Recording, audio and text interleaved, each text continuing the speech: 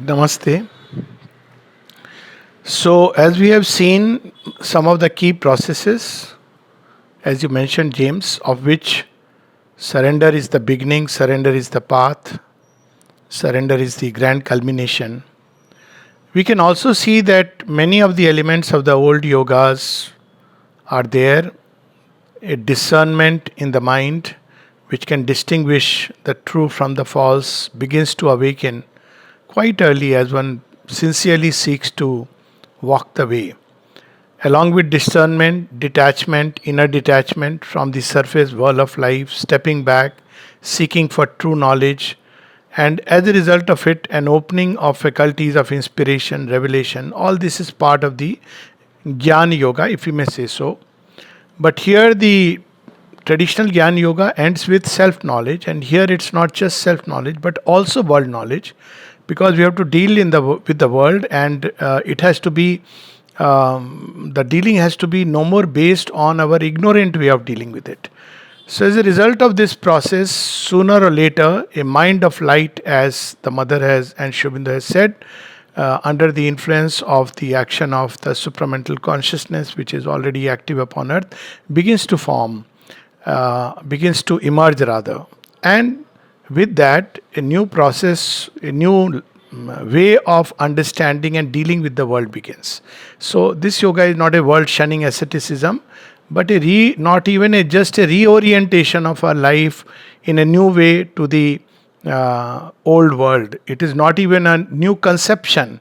It is an entirely new kind of knowledge, a new understanding which sees at one glance all the forces that weave the creation, which impel, push us, and push human beings to act. It brings in a very different way of dealing with them based on something which can be called as truth, understanding. So, the elements of Gyan Yoga, but taken to its completeness, and all comprehensive wisdom begins to awaken. Obviously, it takes time. I am saying this in one short sentence. Similarly, a new, not just God knowledge, if I may say so, but also God love, which is uh, the path of bhakti, that begins to awaken. Now, here again, unlike the traditional bhakti where one is shut inside one's temple, or busy adoring the deity in the heart or in outside, this love begins to become universalized, and one begins to feel, if the vision develops, even see the divine presence in all things. So the dealing with creatures becomes so much more easier, smoother, with no rough edges. Right now, when we deal with human beings, there is this ego front which creates with sharp edges. Some egos are rounded, some are sharp, some are very barbed wires, so they prick, and we know what human relations turn into. But when we begin to see the divine in others, the beauty in others, the beauty of the divine, the love of the divine, we can pierce behind the appearances, and true love has a chance of establishing itself upon earth. And with that true love comes the gift of harmony, comes the joy of relationships, and with not just human beings, with all the shades of life. So this love in this yoga is not just turned to the divine within, but universalizes into creation. So again, we see it's an all comprehensive love. Similarly, the elements of the work, karma yoga, as we said yesterday, is there. But here again, normally in ordinary karma yoga, we do the works dedicated to the divine. But the works, the choice of works, and the way of work continues to be our old ignorant way. Say, for example, if I am a doctor, I continue to prescribe medicines and diagnose, understand a client based on the book or the technical knowledge which I have received from my training. But inwardly, I can free myself of the craving for rewards, practice it in a nishkam way, through an offering, surrender, which is what traditionally karma yoga is. But here again, with this new kind of knowledge, there emerges a new kind of action, a right action as it is called, and it's difficult to put it in any system or slot. So it's no more like I must act this way in a standardized way, standardized technique. One may still use the medication, but it's based on a completely different understanding of creation of people whom we deal with, and even new ways, new faculties can come in. I have seen so often. Again, they can't be put into a system. For instance, healing, expression, teaching, all these are of course soft subject, easy subjects. But even in politics, in business, a new kind of inner sense can awaken, which helps us understand what's happening in the world and how we can deal with it. And it applies to all the worlds, all the works, including bathing, including food. So everything, it's a whole comprehensive package. So again here, a large field of divine works opens before us. Again, as I said, it's a journey. But the key point of this journey, the first station which we must discover and identify with, is the psychic being. So I don't want to discuss about what are the experiences when one, identifies with the psychic being, and one opens to the overhead planes, or when the inner centers open. All these things happen in this yoga, because the moment the mind reads about these experiences or hears about them, mind has a tendency to form those experiences and present it to us. Equally, the vital can trick us by all kinds of visions and voices, which are normally considered as if there is a progress in yoga. But the fundamental progress in yoga can be found in our own subjective being, a growing peace, as I said, an urge for progress, a constant state of inner felicity, an inner joy, an urge to give oneself, a sense of wideness, of a new kind of knowledge which comes in through inspiration, revelation, intuition, that begins to flower. This efflorescence is what is the crux of the change, not visions and voices which may come. That all this is a package. So, but it's better not to know about these things. They should happen spontaneously, nor one should seek or hanker after these things. Because once the psychic door opens, then there is a communication between the divine and this nature directly. All other means are indirect. The divine acts but through the doors of ignorance, veils of ignorance. That's why the divine action gets distorted in the world. But if the psychic door opens, then there is a psychic discernment which is different from the buddhi, which we find in the Gita's yoga, by witnessing, by the surface mind or the mental consciousness, with drawing inwards and upwards. That's very useful in the beginning. It's one of the first things one should practice. But with the psychic being comes a completely new kind of discernment, which is like a direct God revelation in all our actions. How are we to know it? Well, there are several ways of knowing it. Always God knowledge brings peace, it brings certitude, and one can see it. It's something which grows as one practices, puts into practice. It's not like it comes written with a label, this is God knowledge and this is not. But invariably, peace is a sign that the divine presence is around. Just as joy is a sign that the Divine Mother's movement is taking place within us. So along with the mind of light, a life of rhythmic force begins to develop. So all these are changes which will take place once the psychic door is opened. But most important thing is that we no more identify ourselves with the mind, life, body, the surface personality, but we know, and this is not a mental knowledge, we know ourselves as the eternal portion of the eternal, a child newborn of the Divine Mother. This is the crux of the whole yoga. Once this has happened, and this may happen at any point, it's not like, because we don't know what journey we have covered behind us.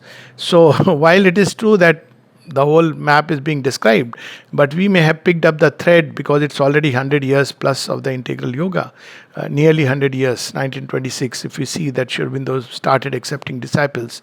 So we don't know where we have been, and so sometimes the threads are picked up very early, and more I see people much earlier, they end up discovering at least the psychic essence, and of course later identifying with the psychic being. So once this happens, then the doors open to what Sri Aurobindo calls as the higher planes of consciousness, spiritualization, meaning thereby we come in contact with higher and higher modes or ways or levels of the mind.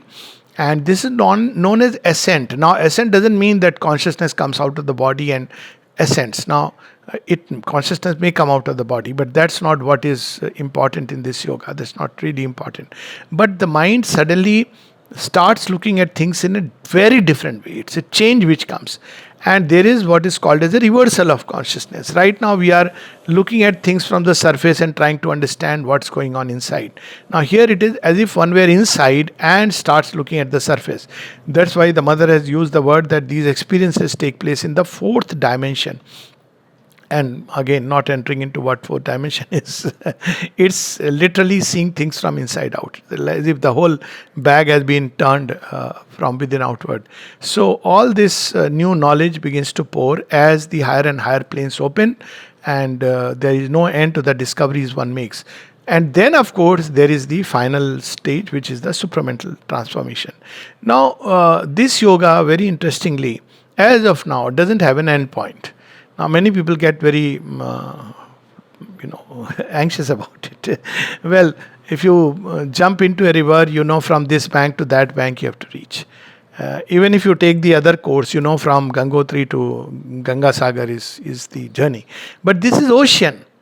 So why there is no end point? Because once the doors of the finite open to the infinite, there is no end to what can happen. And this is something which actually is not only humbling, it makes us feel like a child, like an eternal youth, because constantly the divine is revealing himself in new ways through the smallest circumstance, situation, and which makes it so wonderful. Now, of course, having said that, there are many endpoints in the traditional yoga, which in this yoga we just pass by the way. So one passes by that state of inner peace, that state of what is called as mukti, where one is freed from identification with the limited personality and discovers, there is the annulment of many of these, the karmic load, all this one experiences. So when we say there is no end point, it doesn't mean that the end points of traditional yoga we do not pass by, opening into the cosmic consciousness, all this.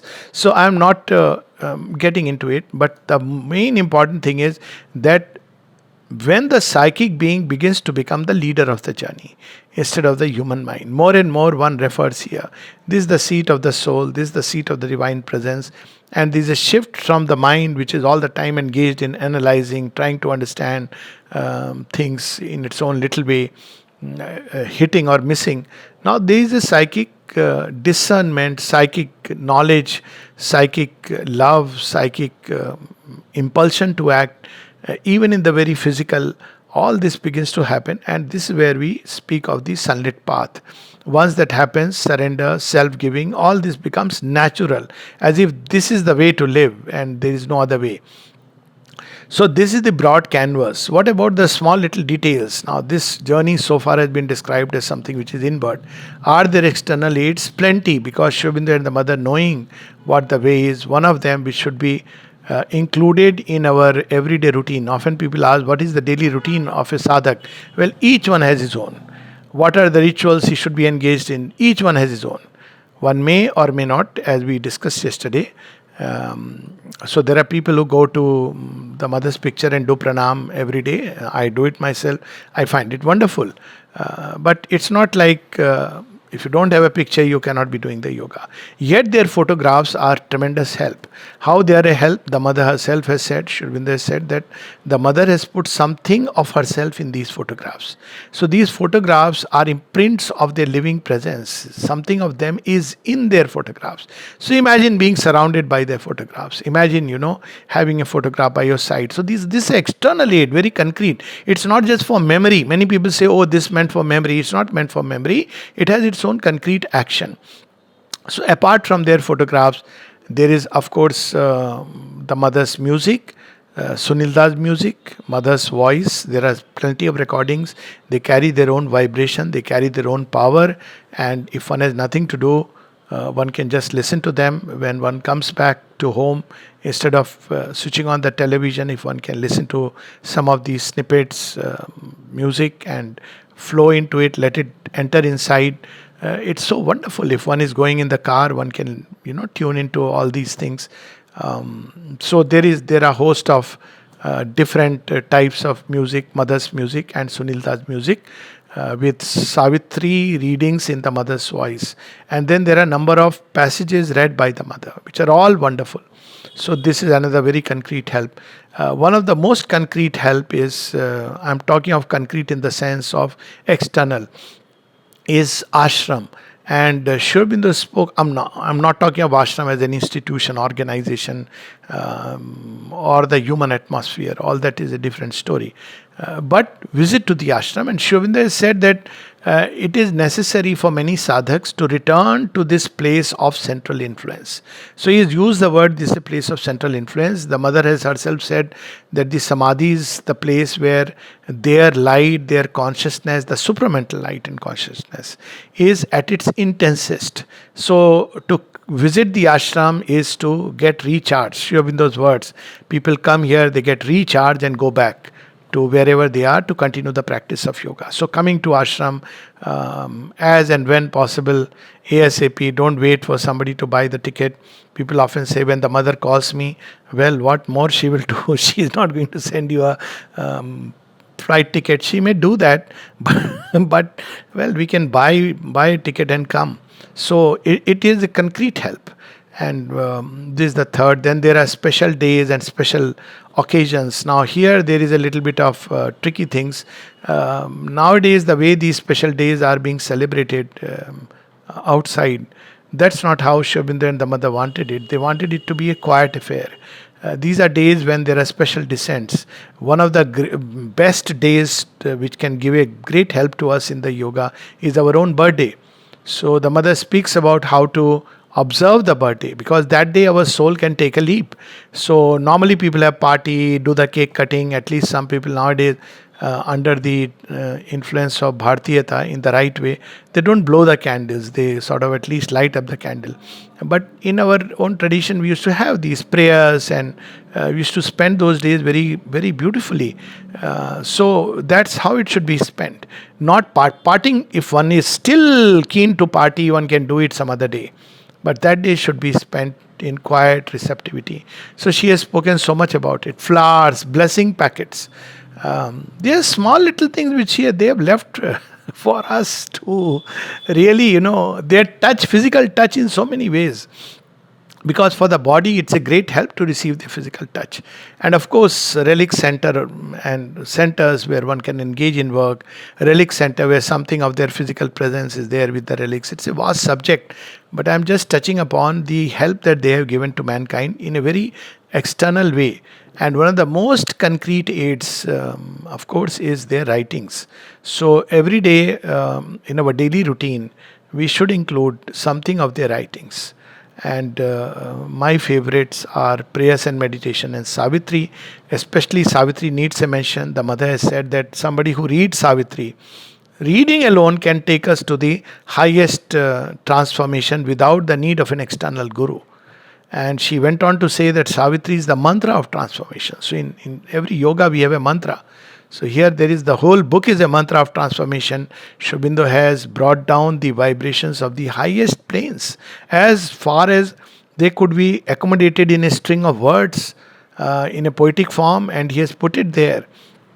And so reading Savitri, maybe a passage, a page, and writing it, because when we write it, there is an additional circuit formed from the mind through the hands, and then reflecting upon it, meditating upon it in quietude. So Savitri and prayers of meditations. Prayers of meditation are also very practical guide. Then of course, volume 3, 4, all the volumes of the mother's writing, letters on yoga. Just this is a very simple way of coming in contact with the mother and Sri Aurobindo's consciousness. After all, what is yoga? Yoga is union with the divine. But it starts with some kind of contact. It's like, how do we feel happy when we receive a letter? So, from a dear friend. So, a very dear friend, you get a letter. Nowadays, of course, message. So, when you see a message, suddenly your heart leaps up. Because the memory, the love, all this comes, suddenly gets activated. So, even after one has read and reread, there is no end to this. I know Jugalda, who had read Sri Aurobindo's works 22 times. He could remember left and right and center. And during the last 2 years of his life, I told him that, how are you trying to spend your days now? Because he voluntarily took leave from, he was the registrar of Sri Aurobindo International Center of Education in knowledge, which is the highest thing. So I asked him, Ki, what are you planning to do? He said, no, I want to read Sri Aurobindo for the next 2 years. So I asked him that you have read and you have understood everything. He said, no, I want to read again just for the joy of it. So the next 2 years, literally 2 years. And after that, one day he, with letters on yoga open before him, his head was on the book and he had left the body. So, just for the joy of it. I know people who left their body with mother's prayers and meditation on their heart. Not that they knew they are going to leave and picked up the book, but they were reading and they left it. So there are so many beautiful things in this journey which one discovers as one goes by and by. So every little thing which makes us connect with the mother. And that's what I suppose the purpose of these talks, webinars are. I take them not as webinars or talks, but as yagya. So if something can help us to connect with the mother, it's wonderful. And if it cannot, however small it may be, that's how one has to look upon it. And if something does not help us to connect with the mother, rather comes as a veil, one should be equally careful. For instance, one may come to the ashram and meet people. So there are all kinds of people. Because mother has called all samples and specimen here. And you may meet somebody who may say, I have gone beyond Sri Aurobindo. So, or who may throw all kinds of things. So there is no need to, one should avoid. It's very important because human contact can bring in a lot of beautiful things, but rather few beautiful things and a lot of filth. So often there is, it comes mixed. So one should be careful. So these are the basically small little things which tie up the ends of the yoga until whole life becomes a yoga. One wakes up in the morning, expresses a prayer of gratitude. All these are there in mother's works. I am just tying the knots in different places. She says when you wake up in the morning, express a prayer of gratitude. Of course, gratitude like love, it's not something mechanically that I have to do it. My way is I let the spontaneous prayer emerge from the heart. There is no standard prayer. And then I would write maybe a line. The line could be, Mother, I love you. Thank you, Ma, for loving. Thank you, Ma, for waking me up for this day. Or some other experience, or something is tormenting us. Something is troubling us. Right. This makes a contact. It doesn't matter whether the prayer is granted or not. It's really not important. Prayer is a means of bringing our human consciousness into contact with the divine. Whether it should be granted or not will depend on the omniscient wisdom. There are things which may believe that I must get, but divine knows better. So that's where trust and surrender comes in. So prayer in the morning, then one offers the day as one goes to the washroom as much as possible. Maybe one can put some nice mother's music around and try to remember. I'm not saying that it'll be ideal this way, but I'm just saying that this would be a beautiful thing.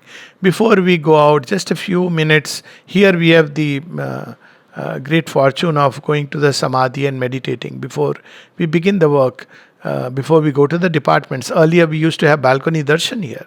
So what was the idea? Centering the life around the mother. So in our own little places, we can just pray to the mother, sit quietly, offer the whole day, all the activities. Let her know our appointments before somebody else and then go to the... Then in the office also it can be done like that. Like as doctors, you have an appointment diary. So I used to keep for a long time a diary where I would... It's not the appointment diary, but diary for the mother to know. With mother's picture, and these are the people who are going to come. When there was a nut case, a difficult case, I would write, Mother, this is the difficulty. Now, of course, it's got inbuilt into the system, but it's something very helpful. Mother, those who are doing business, this profit loss, everything, nothing to be hidden. Human relationship, Mother, I think I have got attracted towards someone, and it's distracting me. Tell her. Don't, she never judges, she never condemns, she will help us to come out of things. But we should be sincere and honest, that's what she says. Don't try to give a nice cover.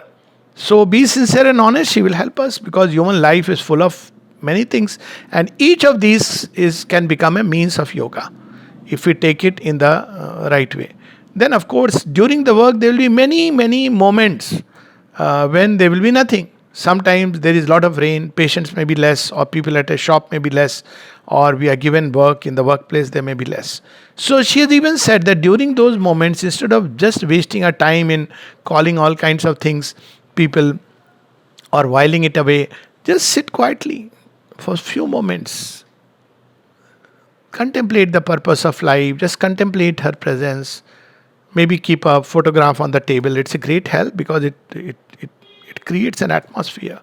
So during those moments, fill the moments with glimpses of the mother. I used to keep the Life Divine and Savitri on my table, and of course, a picture and her music, and I had surrounded with some nice little quotations. Many of the patients said, "Sir, after reading these quotations, we feel so much better." I said, "So much less work for me." Mother is doing that work. So I'm saying this is just, there are so many ways of doing it given the situation and circumstances. Just keeping sometimes Sri Aurobindo's books, they give a lot of nourishment. So surround ourselves with the mother. So this brings us into contact.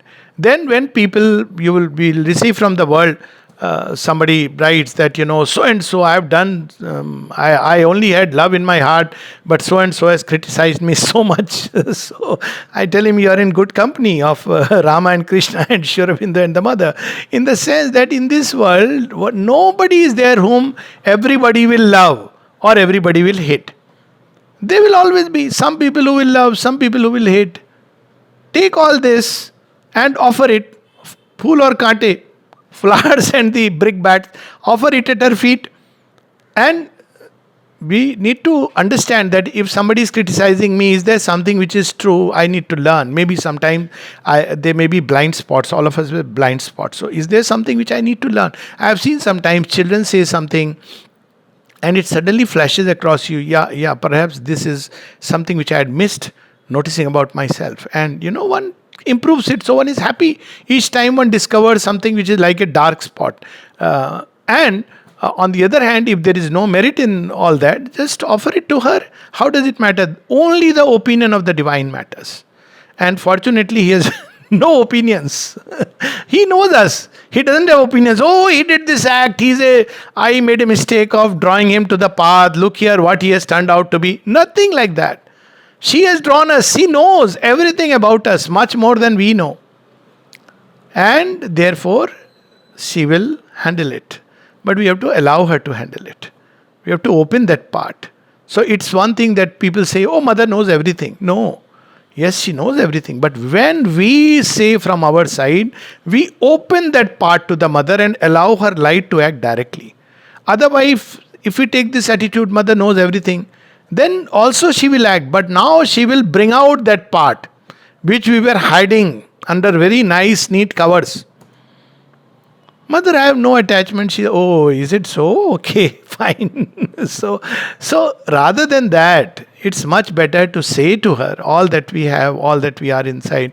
So that's how the mother says very beautifully, offer all you have, that is the beginning. What is meant by all I have? Should I just give away all my money and become an ascetic, leave my house? No, it means from today, this house that I live in, this room where I dwell, this little corner in my house, this little bed and table and chair, maybe that is the mother's. It's no more mine. This money that I have is no more mine. So I must use it in a way that would be befitting a mother's child. I should not be just throwing it away on all kinds of things. So that is how those who have walked ahead have shown us the path. When I cook in the kitchen, it should be like I am preparing a prasad for Mother and Sri Aurobindo. Many of these things were there inbuilt within the Indian thought, like in Sanatana Dharma, which we have lost. But here we are enlarging its scope. Cooking especially. It is Mother who is, imagine, every day will be prasad. How beautiful it will be. Now again, people may like it, not like it. It's their problem. It's not our problem. So every little thing, sweet little thing becomes a means of coming in touch and contact with the Divine Mother. Then again, when we come back, spend a few moments just to cleanse oneself inwardly and outwardly, so that all that we have brought, truckloads of all kinds of things, formations, as I said, all kinds of energies, just stretch out and give it to her. And call her light to cleanse it. She will do it. She is a mother, mother to her wants, a friend in her difficulties, a tranquil counselor and mentor, chasing away with her smile the clouds of gloom that assail the seeker. So once we have give all you have, next is give all you do. And that includes everything: sleep, waking, dream, walking, talking, listening, eating, drinking, everything. I don't know, host of other activities, going to the market, shopping, more and more to become aware of this, driving. So, all the time, dressing up. So, everything, give all you do. And then, most important, surrender. Give all you are. So, give all you have, that is the beginning. Give all you do, that is the progress on the path. Give all you are is the culmination of surrender. So, what is meant by giving all we are? Now, here comes the issue. We all have a certain kind of what is loosely called as character, which is formed by forces of heredity, environment, our own past, many things. And we hold on to it. No, this is my way. I am going to do this way only. Others have to adjust to my way.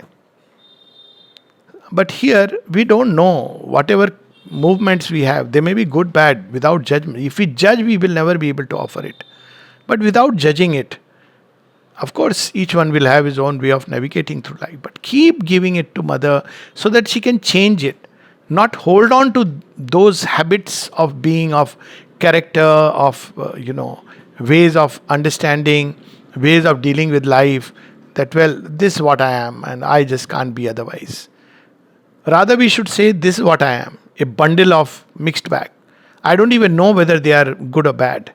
In fact, there are many things which are good in a context and very bad in another. So, obstinacy can be very good if one turns to the divine and obstinately follows the path.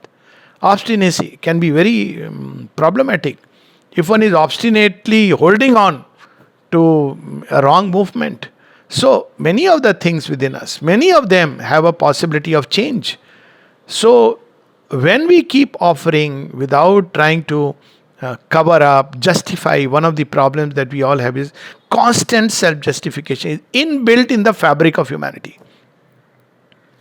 And all the time, it is so instinctive that every act we must justify. Now, I'm not saying we should condemn ourselves. No, we should be non-judgmental about ourselves. But at the same time, we should know that this is a movement of nature within me. And it may be a hindrance on the path. And therefore, I will offer it because it tends to come. For instance, I may have ambition. I must be honest to recognize it. And then I need to offer it. Mother, I have a lot of ambition. Mother, I have greed for money. I have greed for food. And pray for the change. Now, some things will change early. Some things will take long. But the journey itself becomes fascinating. Why it becomes fascinating? Because we are calling the mother all the time. And when we are in difficulties and distress, instantly we should call the mother. When we are ill, call the mother. Call her to heal. Some people start thinking, oh, it is my karma, I did something wrong. Whatever it be, she is there to help us. It's a bond we have to form with her. Not a bond of fear. Fear and favor. That's old world dealing with the divine. But a bond of living love. How do we deal with a mother, own physical mother? This is something much more. Because here is a mother whose love is endless, unconditional. Even human mothers expect something. Here is a mother who expects nothing. That's how she has said when she was asked that, what do you expect from mother? What can we expect from you? She said everything. There are instances where mother has actually helped in people's marriage. Even sent one of her saris. Very humanly. Human touch. She is at once human and divine. So in everything one can expect. Mother, what do you expect from us? She says nothing. Then the third question was, Mother, do you think humanity is fulfilling your expectations? She said, since I expect nothing, I cannot answer this question. But it is important to form a loving and living relation. That's what is important. Not just a photo frame where we put the agarbatti and mala. We can do that, of course, if we wish to. But more importantly, that we are walking with her. She is walking with us. wherever we are going. And in times of distress, one should learn to call immediately. It should become inbuilt within our system. Ma, ma, ma. How to call her? Doesn't matter. I have had a very interesting in a school in Odisha in Dalijoda. So they were children, I think 7th or 8th standard. One of them asked me, what language does the mother know? So I said, you people should answer. So one of them said, I think she knows Odia. Odia. I said, oh, wow, why do you say so? She said, every time I pray to her, I know only Odia. So every time I pray to her in Odia, she responds. I said, yes. I said, but do you think she will not listen if I am a Gujarati or Bengali or Hindi or English or French? She said, no. Instantly she understood. Because she knows our heart. And there's so many instances. I could go on for hours talking of that wonderful relation. Whatever way, mother, mother, mother, mother, ma, ma, ma, amma. I know if, sometimes there's a nice bhajan, Tamil, they call mamma, amma. It's so beautiful, doesn't matter. Mira, ma, mira, sharanam rama. Om, mother, Sharvind is my refuge. He knows it's not, yoga is not a mechanical, routine ritual. The divine doesn't care about it. But a living walk through real time. So nobody can predict. That's why mother uses the word, it's a adventure. Because nobody can predict all the things that will happen. No book can tell us. But if we have picked up just this one thing, calling the mother, we are through. So I started with this that, initiation is recognition of the mother.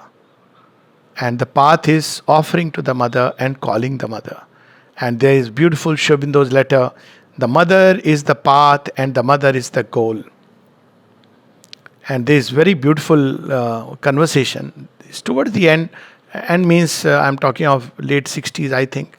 The disciple asked the mother, Mother, it's a very vast yoga. All this aspiration, rejection, surrender, ascent of consciousness, descent also takes place. These which can be experienced, as a living thrill passing through the body, and then of course the centers open. So, mother, it's such a vast yoga. Tell us at least one method. She says, Sri Aurobindo has told you, open to me. I'll do this yoga for you. So my body has been given for this purpose. No, mother, still we want to do something. You tell us at least one method. After little bit of coaxing her, she says, okay, one method. When the disciple says, he says, the mantra, japa, call my name. This is the one mantra. When Sri Aurobindo writes in a letter, there is no method in this yoga except to take the mother's name and mine. Another place he says that all can be done by the divine, the ways removed, the nature purified, transformed, everything. And it does happen that way if the disciple can open himself and surrender. So basically, the mother's name is the ship on which we go toward the supramental state. Of course, when we do our own little effort, it means we are showing an adhesion to the divine. And it will hasten the process, make it a little more smoother, make it a lot more easier, because it becomes a conscious yoga. But even if we do not do, and we just call the mother's name, I can only share long back, when I'd come and I used to ask people, and they would say often, I'd read much of it and I still wanted to. So everybody would say, take the mother's name. So I remember once, Chote Narayanji was telling me, of course we know he must be in his 80s. He said he was narrating an experience where a person was having a lot of difficulties, this, that, 100 things. And he told him that, Mataji ka naam lijiye, call the mother's name, take the mother's name. And I have read his account that in 6 months everything was fine. So I asked him, Chote Narayanji, is it that simple? He said, yes, it is that simple. Now he had decades of experience behind him. Today I can say it, that yes, it is that simple. That time it sounded strange. Still people ask me.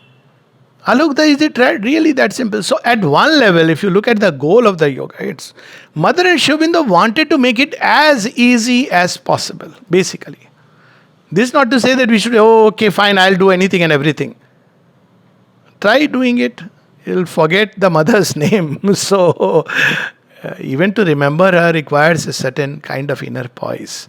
It's not easy to remember the divine.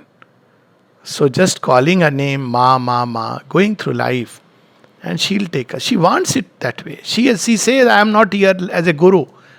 When people told her, you're supposed to say this and guide this and make this action, she said, oh, you are the guru. See, he said, thank you for showing my place and bringing me down a few steps below. I never took myself as a guru, but as the universal mother. So she is here as mother. Relate with the mother, connect with the mother, love the mother. And I would say, or before I say what I am going to say, just one experience of Nalnida.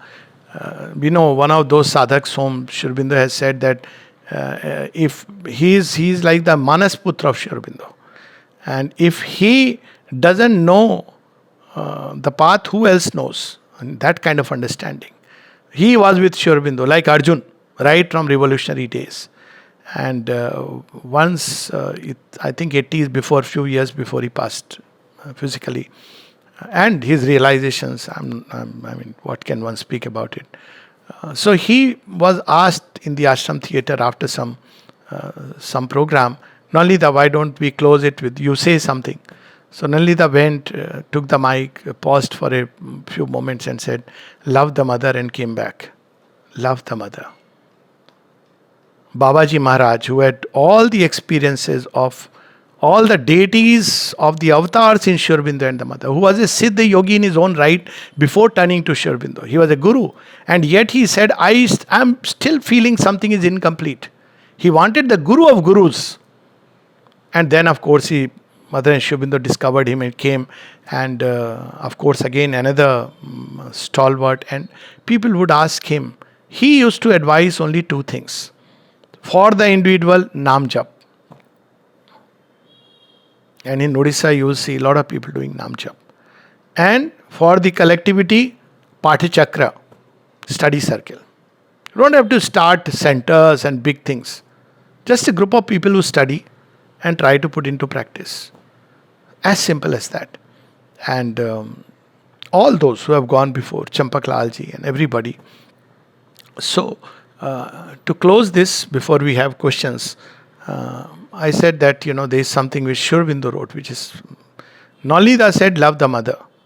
Now, love the mother is also not easy. We don't even know human love. We love with all kinds of expectation things, which is okay. That's how our ignorant love is. But love the mother is a tall order. Perhaps one of the tallest order. So, Sri Aurobindo makes it simple. He says, know that the mother loves you and you belong to her. Base your life on this one single truth and all will be fine. So this we can take as the ultimate mantra. Know that the mother loves you. We cannot love you, but she loves us. That's why she has called us. That's why she wants us to be risen to a greater life. What else is it but love? Know that the mother loves you and you belong to her. Base your life on this one single truth and all will be well. So with this, with the mother in our heart, the doors open one after another. When, how, we are not here to monitor or discuss about that. For each one it will be different journey because the journey is taking place in real time. Each of us has our past, each of us has our own unique future. We should never try to imitate somebody else in yoga, in sadhana. But the core point, the fundamental thing is mother.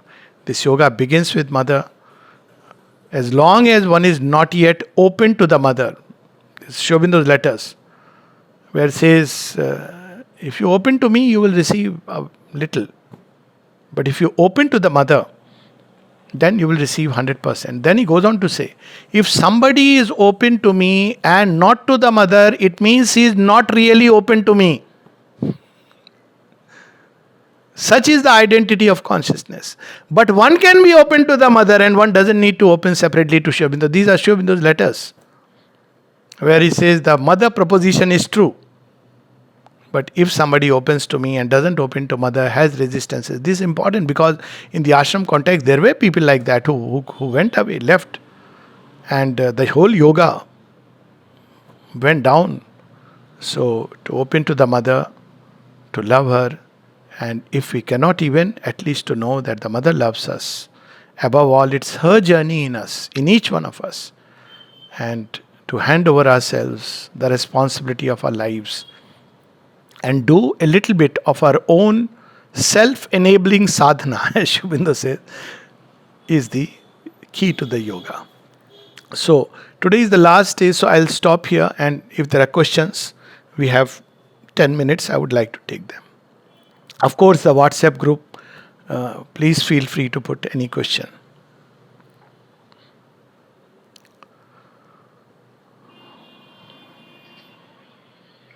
Namaste. Namaste, namaste. Sir, there are two things which come to my mind. Yes, please. One is I've written it, how to perceive, or rather know, or be aware of that the mind is not the final judge, and how to gauge that the consciousness behind the mind, as it is very supple and open to receive the promptings. How to do this? So the first is a very easy one. I mean, very frankly, when I had entered medical school at 16, 17, I had understood mind doesn't know. So anything in life, see, what does mind know? It knows it through sensory input. And if we just take pure physics, we know, it's all appearances. So it's all a science of appearance. And when it comes to knowing the subjective domain of people, how dangerous it becomes. Every husband claims he knows his wife's mind and falls flat.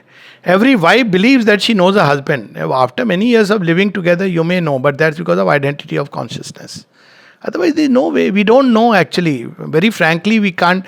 The ultimate acme of the mind's ignorance is, I don't know what's going to happen the next moment. Of course, we live with trust. Tomorrow, I have an appointment. So, we live with trust. But if you ask me, what is the certainty? Is there 100% certainty? I'll say no. There is no way that the mind can know. So this first part is very easy. So once we are convinced that the mind cannot know, and let alone judge spiritual things, then the next step starts.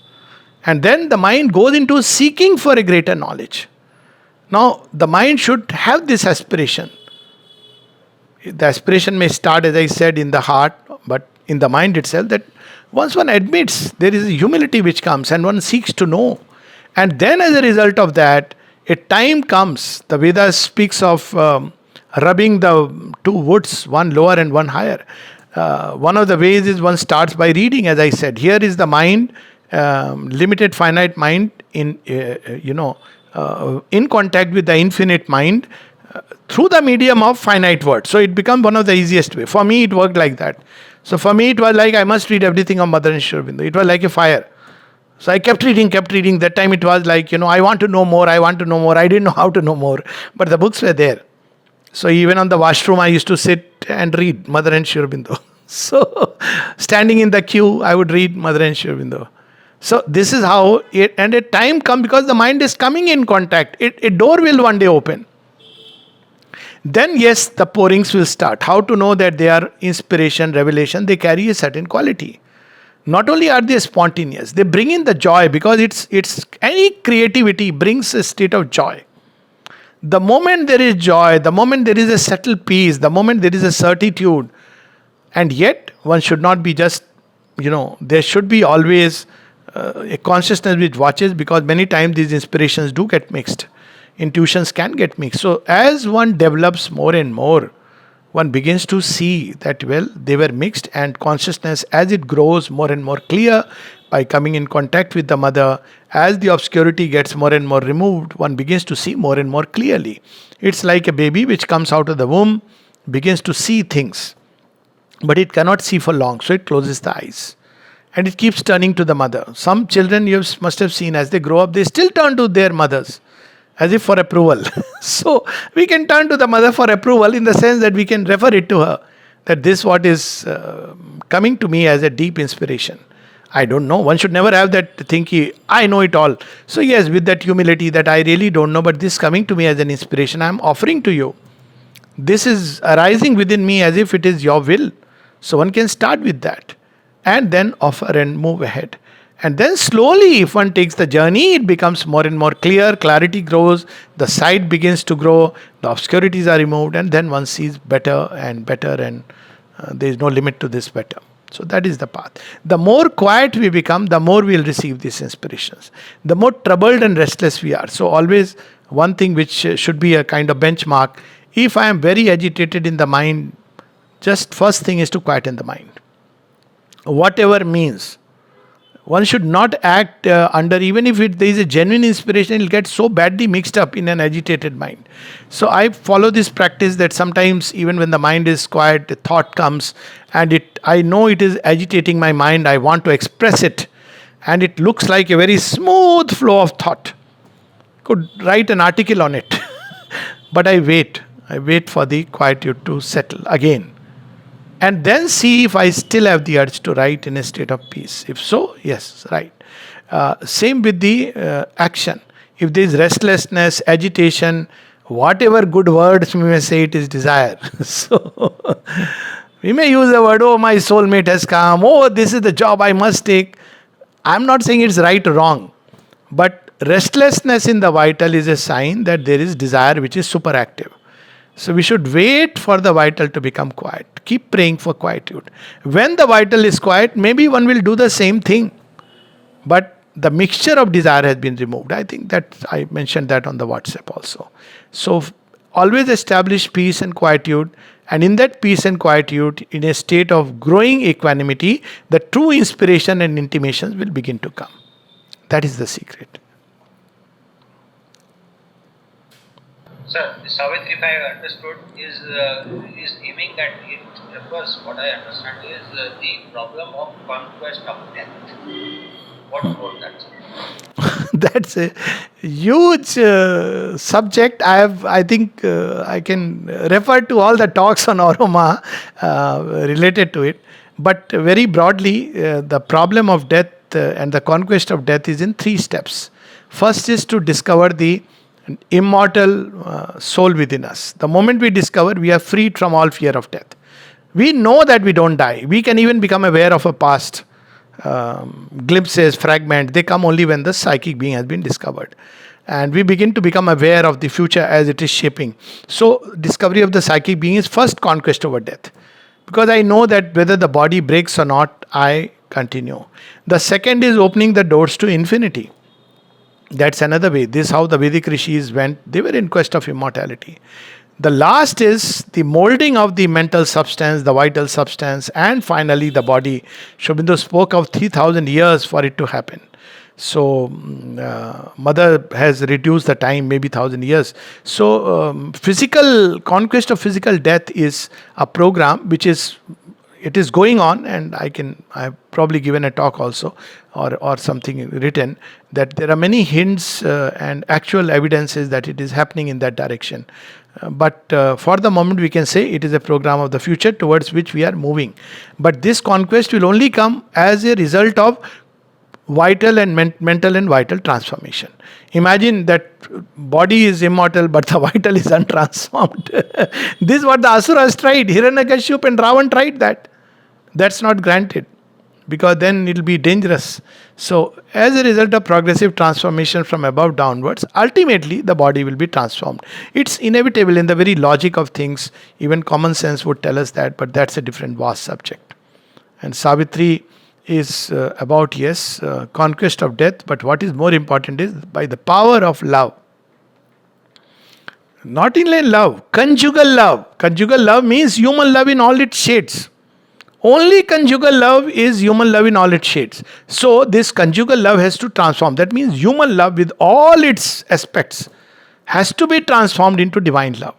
Once that is upgraded, transformed, then the rest is. And of course we have the Divine Mother who is going to do it for us. Yeah.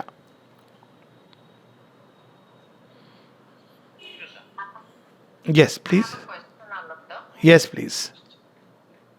Yeah.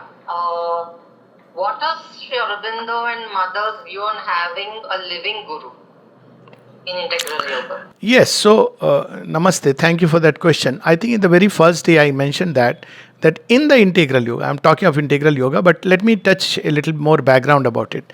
Even in traditional Vedantic yoga, there is no need of a living guru, and Sri Aurobindo speaks about it. I know nowadays there are all kinds of things about gurus, but the in Vedantic yogas, one picks up a book, say the Upanishad, Isha Upanishad, the Gita, meditates upon these verses and has faith in wherever they have come from, and the doors open. And even when he talks about the guru, external guru, Sri Aurobindo says one can draw inspiration from a master of the past. Sri Aurobindo himself found Sri Krishna guiding his own yoga. So if you really look at it, Sri Krishna is 4,500 years back, and many people have been guided by Sri Krishna. Well, having said that, in Tantra there is a need of a living guru, which has been now, and that too in certain forms of Tantra, because of the dangers. And the dangers arise because, say, in Kundalini Yoga, the lower chakras may get, I mean, we should understand it logically, the lower chakras may get activated, etc., and there can be a problem. So, living guru is required. Normally, such people go to the mutt and they practice because there are certain dangers. But in Sri Aurobindo's yoga, there is the Tantra element, but the chakras open from above downwards. So, it's a safe process. The third aspect about a living guru is that human beings need still someone to whom they can write, although everything Mother and Sri Aurobindo have written. So Sri Aurobindo says, and I would say that those who need in this yoga, not a living guru in that sense, but yes, one may use that word, somebody, some human beings through whom they can connect better to the Mother, it is permissible in this yoga, and it comes. So Sri Aurobindo, the Mother, can come in the form of a human being who is on the path, and who can sort of be like a mediating instrument. But while it is okay for the seeker, it is dangerous if the person abrogates to himself guruhood. That Sri Aurobindo has again said. So one will find there are always there have been human magnates, human beings who have been given this one of the tasks given by the divine, and they do it like a trust, in all humility, that this is one of the works they have been given, not as guide of integral yoga, but as a brother, maybe who has traveled 4 steps ahead, who is carrying everybody together like that. So to that extent, yes, if there is a need, it will happen. But many don't need it, and it's perfectly fine. So one doesn't need a living guru, but if the need be there, yes, there are people on the path, but there is no guru as such in integral yoga. So it's a very thin line. There are people who may be of help on the path, and one can connect with them, that okay, it is through them we are connecting to the Mother and Sri Aurobindo. But one should always open to the Mother and Sri Aurobindo and know that their purpose is only to help us bring in contact with Mother and Sri Aurobindo. They should, it's like they should move aside as early and as far as possible. But if they start into Gurudam and all the paraphernalia that is associated with it, that is dangerous. That is dangerous for both. So in that sense, yes. I have another question. Yes, please.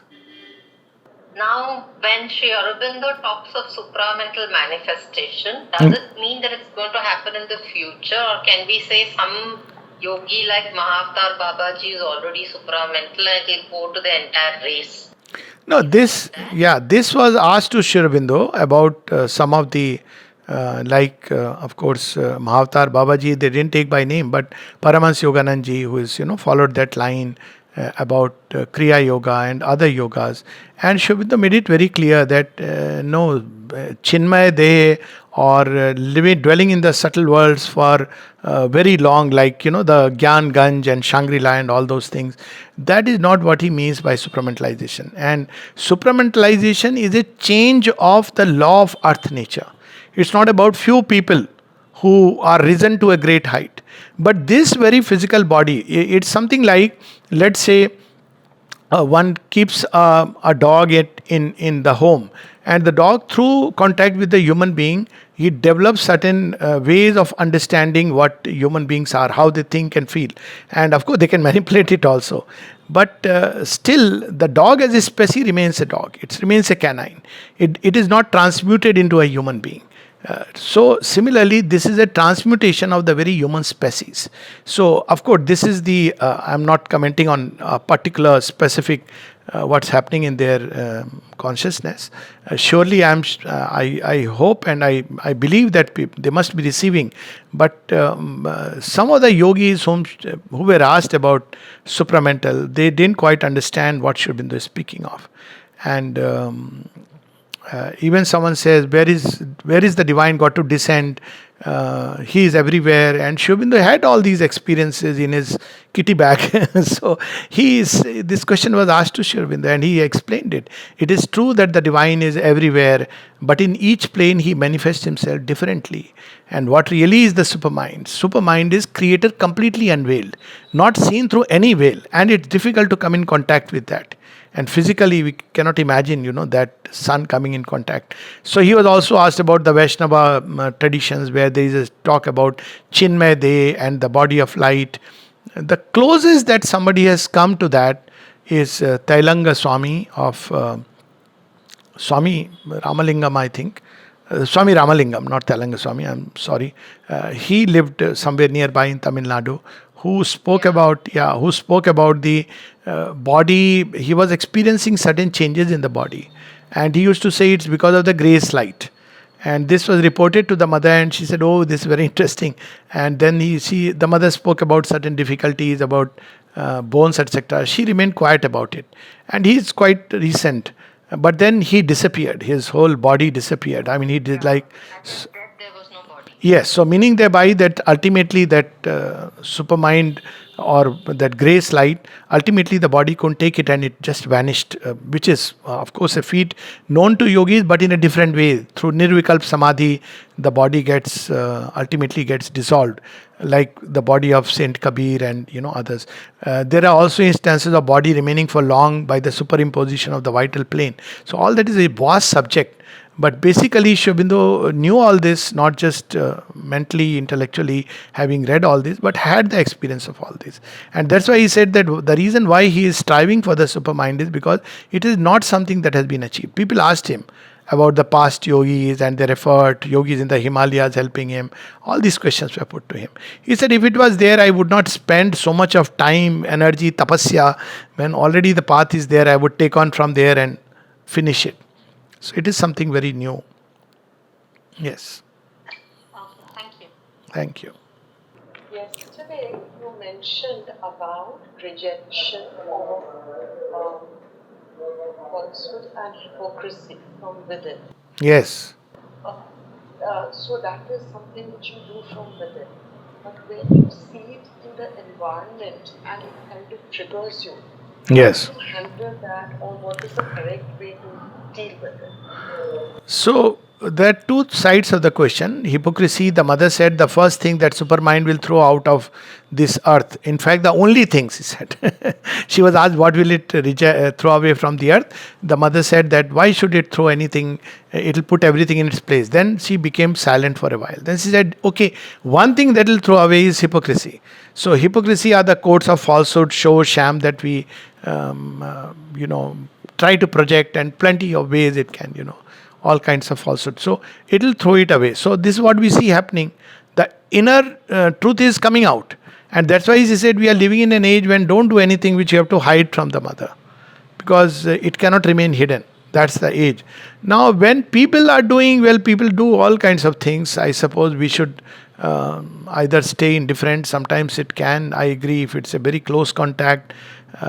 Sometimes when suddenly you see it, it may be a bit irritating. Offer them to her and know that divine dwells even in them. It's a practice that one should engage in. Every contrary is an aspect of God's face, and each one is having their own difficulties, going through their own phases. That's how one has to look at it, with a benevolent smile. That's ultimately. Even if an initial reaction comes, offer it and try to bring peace and say that's how this world is. And see all things with a benevolent smile. The more one works on oneself, this automatically develops, because one realizes it's not easy to change human nature. So it's okay. People are what they are, world is what it is. But we have been shown a light, a way, a path. Let's move on that sunlit path towards the future. Okay, so any other questions, please feel free to put on the WhatsApp. There is no issue at all. Yeah.